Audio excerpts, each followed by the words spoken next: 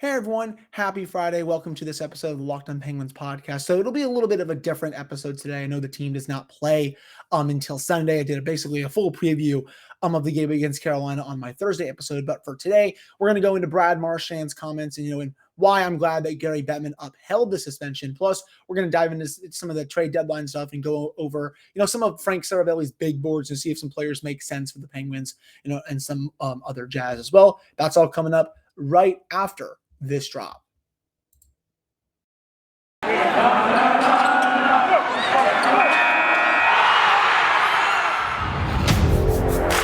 You're Locked On Penguins, your daily podcast on the Pittsburgh Penguins, part of the Locked On Podcast Network. Your team every day.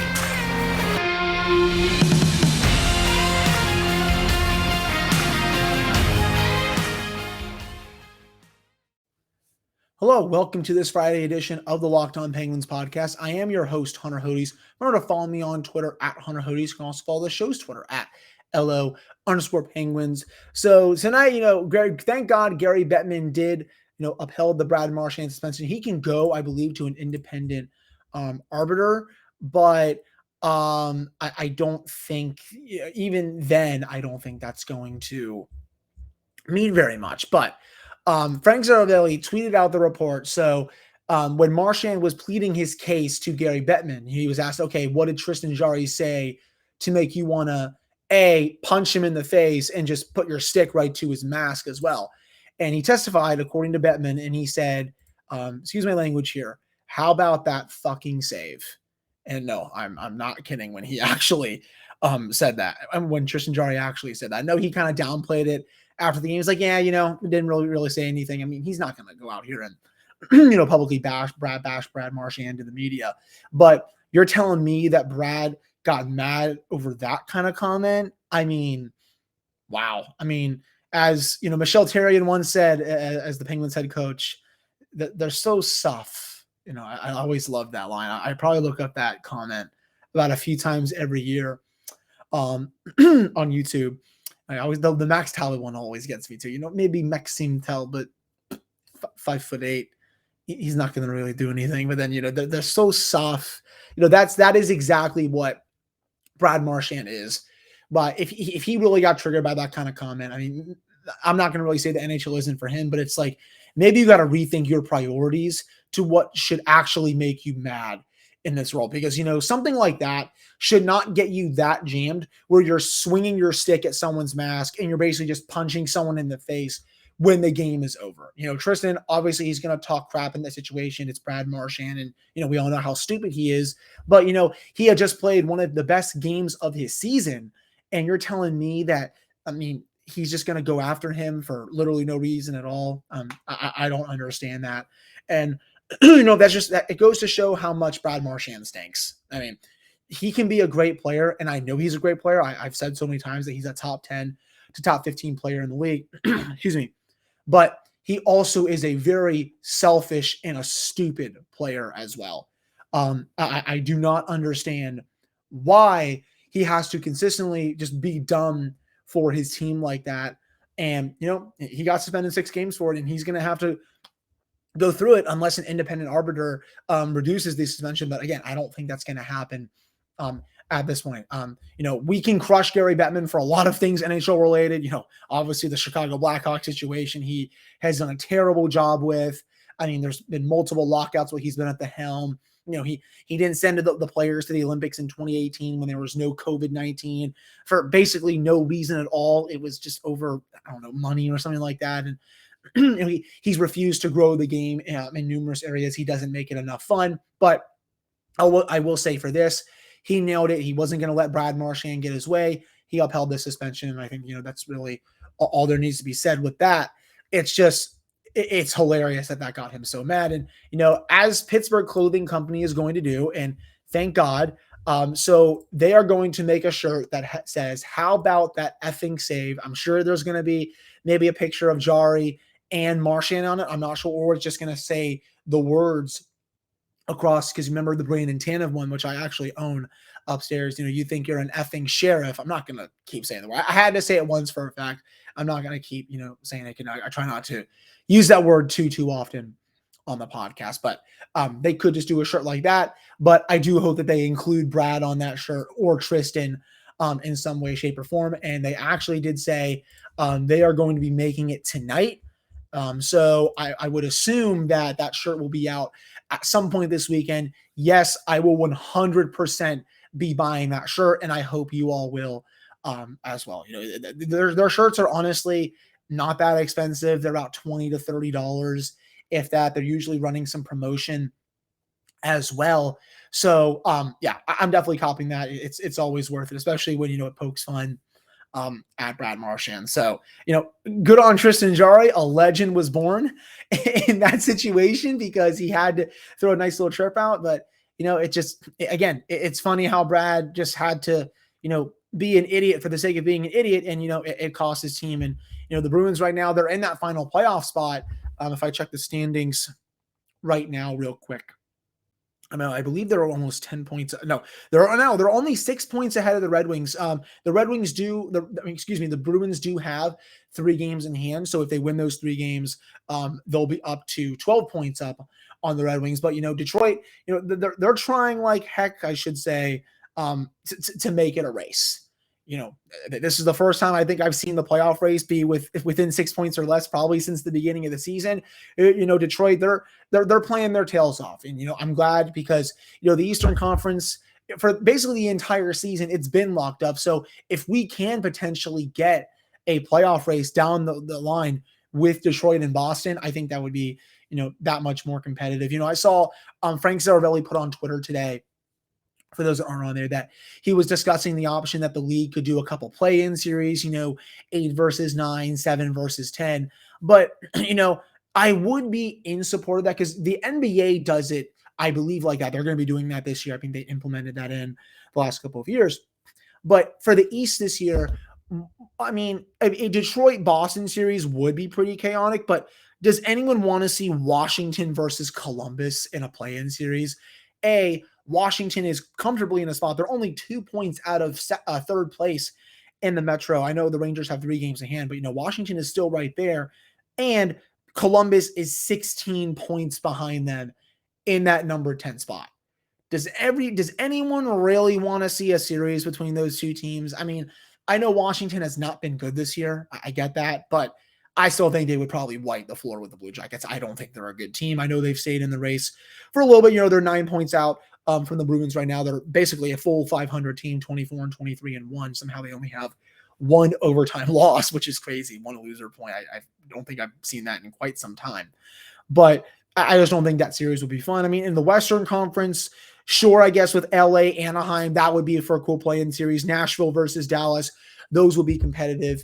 I just think, in some years it could work, but in other years, like this year, especially in the East, I don't know if it would.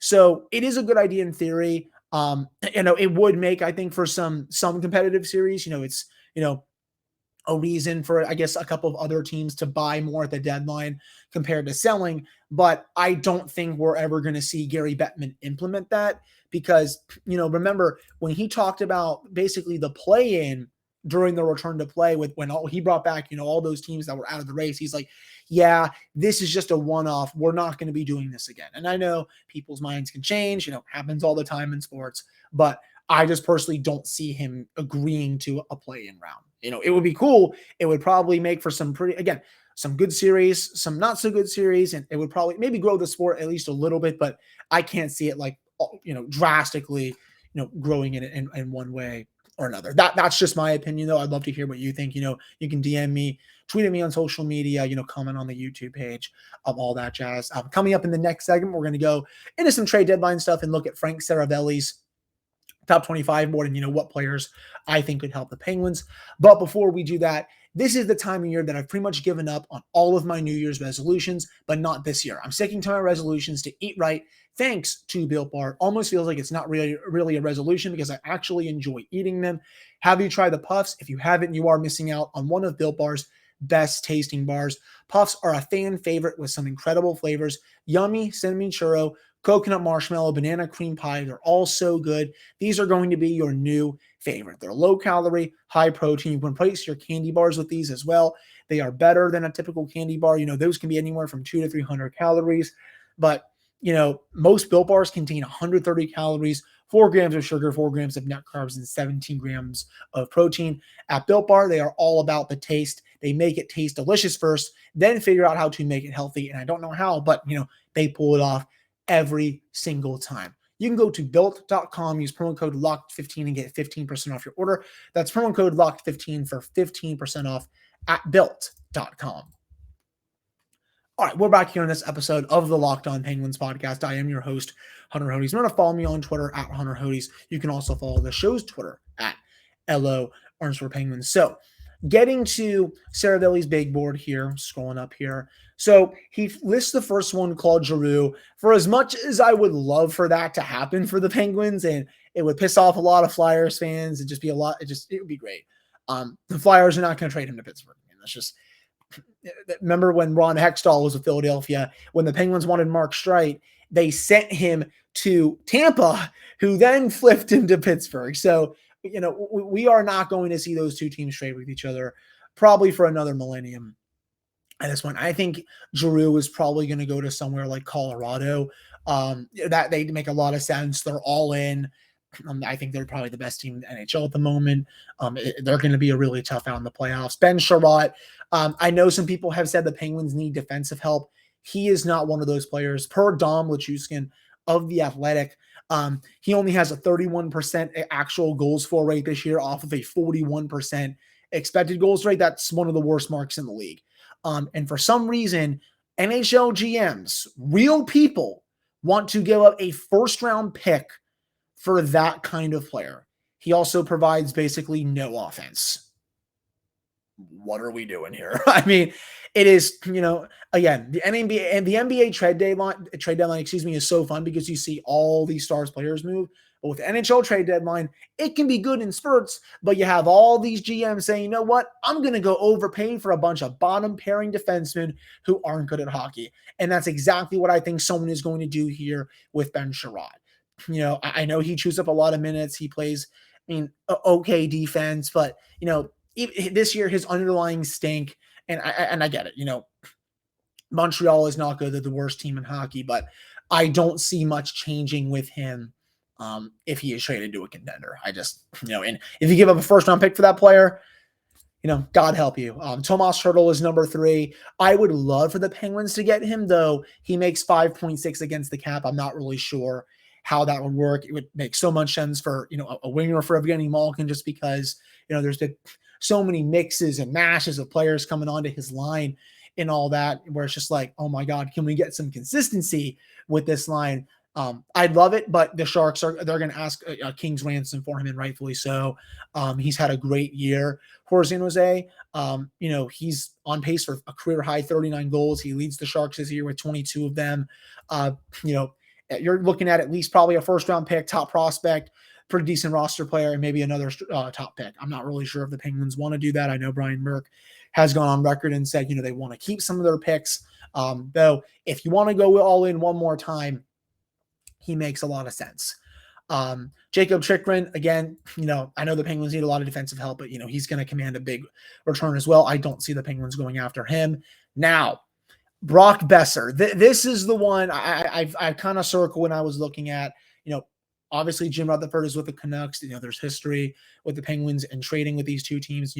Ron Hextall has great respect for Jim, and, he can be had in a trade. Penguins fans especially know that. We've all seen, the Matt Hunwick stuff, Jack Johnson signing, even for a time, the Matheson trade did not look that good. Eric Goodbranson, for some reason, he traded for Tanner Pearson. He got, for Carl Hagelin. Then he stunk before going back, going to Vancouver. But, Besser would just make so much sense. You can stick him on the right wing with Gino. Kapanen has not been good in that spot right there. And, and if you can run a top 6 of Jake Gensel, Sidney Crosby, and Brian Rust, as well as Danton Heinen, Evgeny Malkin, and Brock Besser, good luck, everyone. That's at least, I think, a top 3 to top 5, top 6 in the league. I definitely know he makes, a decent amount of money. He is a pending RFA this year. So the Penguins could probably eat cap in some ways with it. He has 10 goals in 21 games this year. He's been great under Bruce Boudreau. But the Canucks, they're entering an interesting time here. What is their plan moving forward? Jim Benning is out. Travis Green is also out. They played well when Bruce took over, but it's looking like they're not going to make the playoffs. Who is going to stay for that team and who is going to go? Remember, Besser is an RFA at the end of the year, and he has a $7.5 million qualifying offer due. Obviously, you don't think the Penguins will be able to pay that. He would probably be a UFA after this, but you know what? Even if it's a rental, you're going for at least one more cup in the Sidney Crosby and Evgeny Malkin era. You got to do whatever it takes to go win at this point. If that means sacrificing another first-round pick, so be it. I'm salivating just thinking about Brock Besser playing with Evgeny Malkin. He's a great finisher, great playmaker, defense and whatever. That's why the Penguins have their great bottom 2 checking lines. But it would just be a lot of fun to see Besser on the Penguins. John Klingberg at number 7. I have seen some people clamor for him to come to the Penguins just because they don't think that, I guess, what's the couple of words I'm looking for here? They don't trust another defenseman other than Chris Letang, though I will say Mike Matheson's been pretty decent this year. I've liked Chad Ruedel. I've liked Marcus Pettersson. Brian Dumoulin has been fine. It's mainly just been John Marino that's really struggled this year. So if you want to put Klingberg in that spot, fine, but he's also going to cost quite a lot. I think in this situation, you have options that are in-house that could probably, be just as good, if not better than Marino. You can stick POJ on that pairing if you want.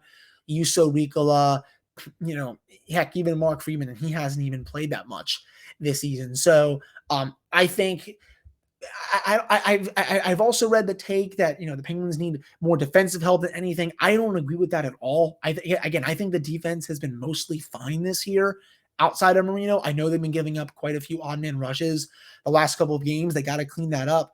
But, they don't have, I guess, a black hole that's really killing them on a nightly basis. So I don't think they're going to need to go out and get Klingberg. I think he's going to go to a different contender. Marc-Andre Fleury, that's not happening. I'm just going to scroll right past that.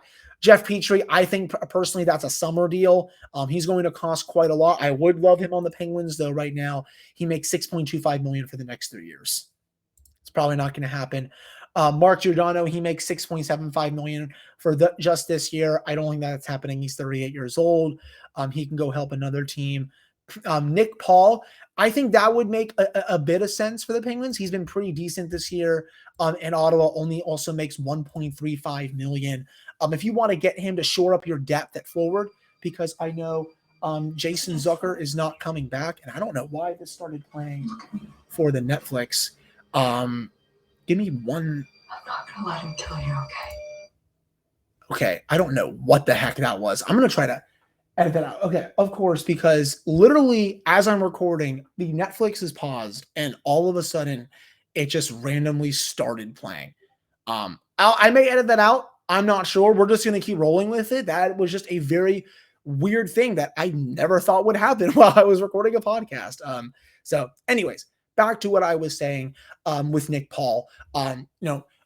With Jason Zucker still out, probably I would say till the trade deadline, if not past that, it would make sense to go after a middle 6'4", that can provide some value. I think Ottawa will get a decent return for him, but at the end of the day, again, he's probably not top 6'4". You can probably get him for, I don't know, a mid-round draft pick, maybe a second, maybe just a prospect or something like that. But if I were the Penguins, I definitely would like the Penguins to maybe go after him.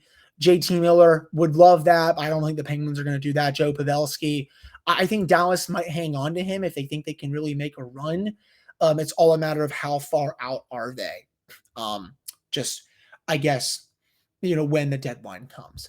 That's the first half of this list. Coming up in the next segment, we're going to go into the second half of this list and also touch on why I saw some rumors about Cal Clutterbuck yesterday, why that would basically just be a joke, at least in my opinion. But before we get to that, football might be over for this season, but basketball is in full steam for both pro and college hoops.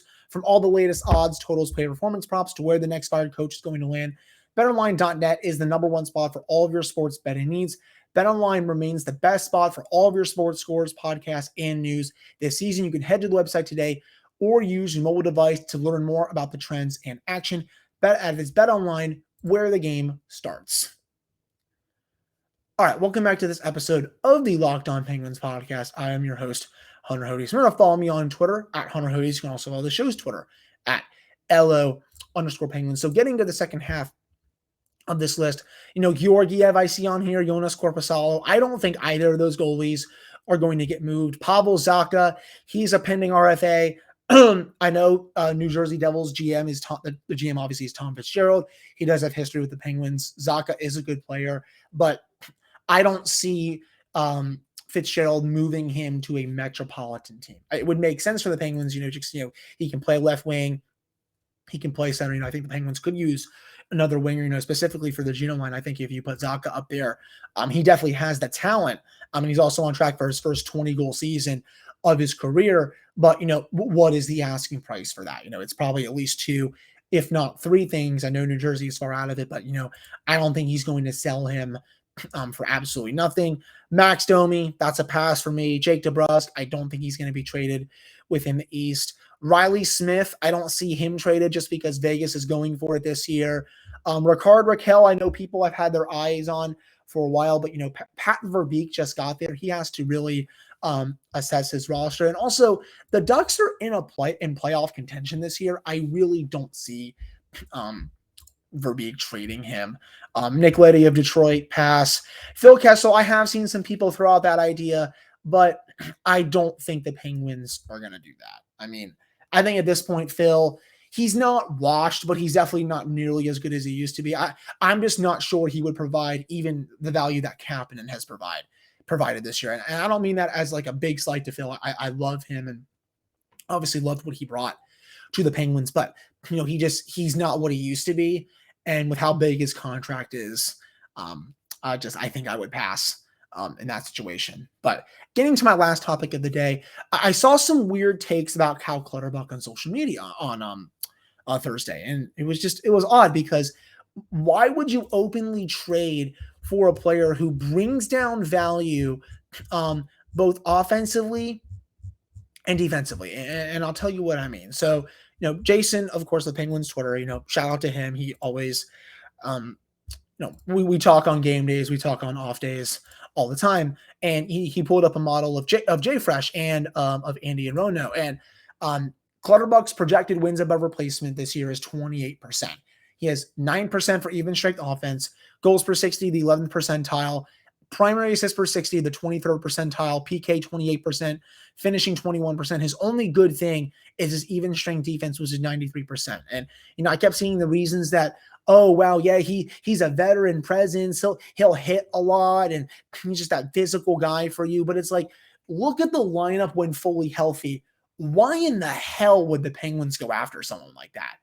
Not to mention he's on the freaking Islanders. They're not going to trade him to Pittsburgh regardless. I know the Islanders are probably done right now anyway. Their season's been on life support since, I'd say, Thanksgiving. Excuse me. But it would just make no sense. Look at their top 12, the Penguins roster that is for forwards. And who would you actually play Clutterbuck over? I know Kapanen has been dog crap this year, but am I going to play Cal Clutterbuck over him? No, because he drags offense and he's not good defensively.